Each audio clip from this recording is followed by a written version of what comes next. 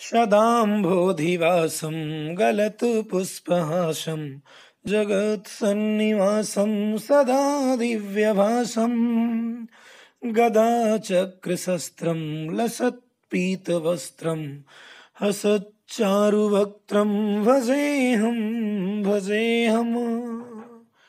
नमन है नारायण के चरणों में। और आज रामचरितमानस की बड़ी सुंदर दो पंक्तियां यहाँ प्रस्तुत हैं। इन पंक्तियों का सीधा सा कार्य है मानव जीवन से आलस्य को तुरंत दूर भगाकर स्फूर्ति प्रदान करना। आलस्य प्राणी का सबसे बड़ा शत्रु है। ये चौपाइयां, ये दोहा, जो पंक्तियां रामचरितमानस की यहां प्रस्तुत हैं, इनका पाठ करने वाला आलस्य से पूरी तरह मुक्त हो जाता है। आलस्य को पूरी तरह से मुक्त करके शरीर को स्फूर्तिवान बना देते हैं। इनका पाठ करने वाला कभी आलसी नहीं हो सकता, और आलस्य जिसने त्याग दिया वह कभी दुखी नहीं हो सकता। संस्कृत की लाइन है, आलस्य कुतो विद्या, अविदस्य कुतो धनम, अधनस्य कुतो मित्रम, अमित्रस्य कुतो सुखम।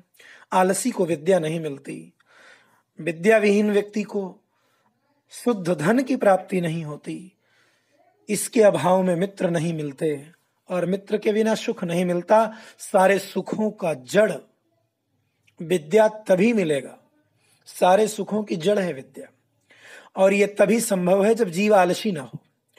और इसीलिए आज दो ऐसी पंक्तियां यहां प्रस्तुत हैं जो मानव जीवन से आलस्य को भगा देती हैं। इसीलिए मैं हर बार कहता हूं कि अगर आप नए हैं, पहली बार चैनल पे हैं, तो इस तरह की कल्याणकारी, इस तरह की मंगलकारी चर्चा को निरंतर पाने के लिए सबसे पहले इसे सब्सक्राइब कर लें, बेल को दबा लें, जिससे सूचना आप तक अनवरत पहुंचती रहे, जो कुछ जानकारी मिले वो आप तक आती रहे, क्योंकि कब यहाँ क्या मिले इसको कौन जानता है। और इस चैनल को सब्सक्राइब करने का मतलब ही हो जाएगा कि आपने अपने जीवन से आलस्य को भगा दिया, इस स्फूर्ति को सब्सक्राइब कर लिया। जो कुछ मिलता है शास्त्र सम्मत रहता है,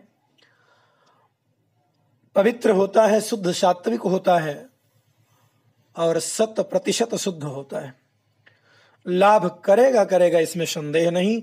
सब रामचरितमानस से है, हनुमान जी से जुड़ी पंक्तियां हैं। मैं पंक्तियां बोल रहा हूं, पंक्तियां स्क्रीन पे दिखेंगी, आप इनको अपने जीवन में अपनाएं। नित्य प्रतिपाठ करना शुरू करिए, और 11 दिन के अंदर आपको प्रभाव दिखना शुरू होगा इसका। अगर आप निरंतर विश्वास के साथ करते हैं, निरंतर विश्वास के साथ अगर आप इनका पाठ शुरू करते हैं, 2 सेकंड का काम है, निश्चित आलस्य दूर होगा ही होगा, स्फूर्तिवान शरीर बनेगा। और भगवान की कृपा के साथ, सात्विकता के साथ, क्योंकि जिस माध्यम से आप स्फूर्ति पाने जा रहे हैं वो एक सात्विक माध्यम है, पवित्र माध्यम है, भगवान की कृपा के द्वारा आपको मिलने जा रहा है। तो इनका पाठ आप करेंगे। मैं चौपाइयां बोल रहा हूं, पंक्तियां बोल रहा हूं, दोहा है, भूल से चौपाई निकला, दोहा है, 2 पंक्तियां हैं, आप सुनिए।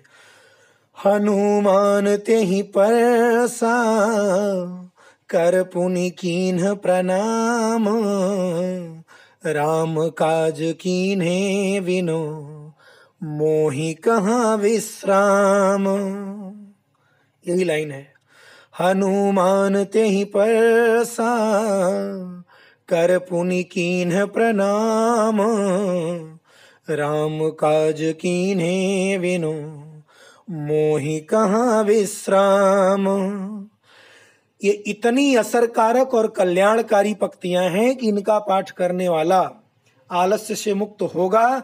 यहां तक कि आलस्य प्रदान करने वाले साधन भी उसके सामने अगर प्रस्तुत हों तब भी आलस्य नहीं आएगा, इतनी असरकारक है। और ये तब की पंक्तियां हैं जब हनुमान जी समुद्र पार करने के लिए छलांग लगाते हैं। रास्ते में उनकी थकान को दूर करने के लिए समुद्र में से मैनाक पर्वत बाहर आता है, और वो उनसे निवेदन करता है कि आप थोड़ा देर रुक करके विश्राम कर लीजिए, क्योंकि अपार जल ही जल है। फिर हनुमान जी स्पर्श करते हैं, प्रणाम करते हैं, लेकिन कहते हैं कि जब तक राम जी का कार्य मैं संपन्न नहीं कर लेता, मुझे विश्राम नहीं करना।